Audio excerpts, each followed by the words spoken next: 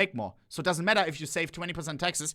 If I don't go live every second day because the climate is way too hot for me in Malta, it doesn't matter like what I save on taxes. Always happiness first, suck, and you will grow above the 20% tax cut. I think, I don't know. Oh, does it make sense? I think it makes sense. And it's a win-win.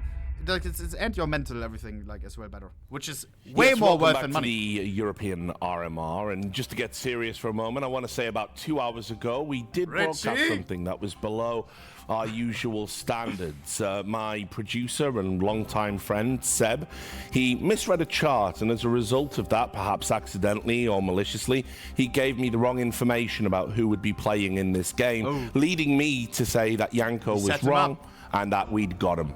I want to make it abundantly clear that Janko wasn't wrong, and in fact, we have not got him, and hopefully we can move past this regrettable incident. Janko, I beg your forgiveness. Thank you, Richard. I will forgive but not forget.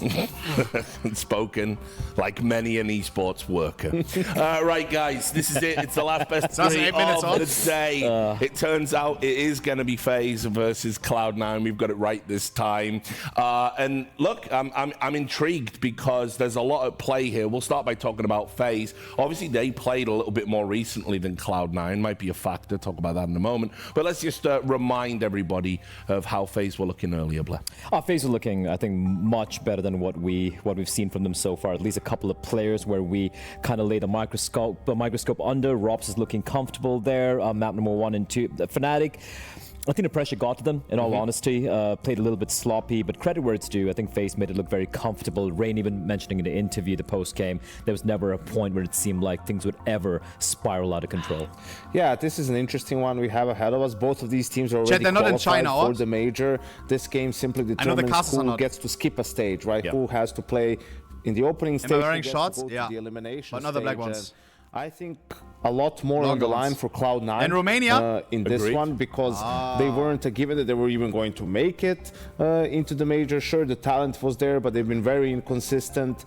So for them, the opportunity to skip a stage will mean a lot also because of the ranking points, right? Coming into next year, FaZe in a much better situation in that department. Also, if they do have to start from the opening stage, might not necessarily be a bad thing to get a couple of more reps in, to figure out, all the stuff that you worked on, what works, what doesn't. Absolutely we see how Robs, finally found some form, right? So if it takes a couple of extra games for that to happen for some of these other FaZe players, might turn out to be a good thing. Yeah, and Blair, over to you. One of the things we also talked about a little bit earlier today was Brokey. He's one of the missing stars at the moment for FaZe. Still was missing, even as Rops found a little bit of form. Looking a bit more like his old self. Obviously needs to sustain that. What have you made of Brokey's performance in Shanghai? I feel like for Brokey, he kind of plays... He plays to the level of his team. I know this sounds weird to say, but if you think about it, whenever we have these close, crazy games, very FaZe-esque, pure cinema games, so to speak, you will see Brokey have this crazy moments, crazy impact with the AWP, just being in your face, combat opping, winning rounds, playing rounds in the fashion he likes to. But when things aren't really working out, it does feel like he kind of gets lost. He feels like he needs to do a little bit more than he really should be doing, trying to single-handedly win rounds, which, let's be real, at this level of competition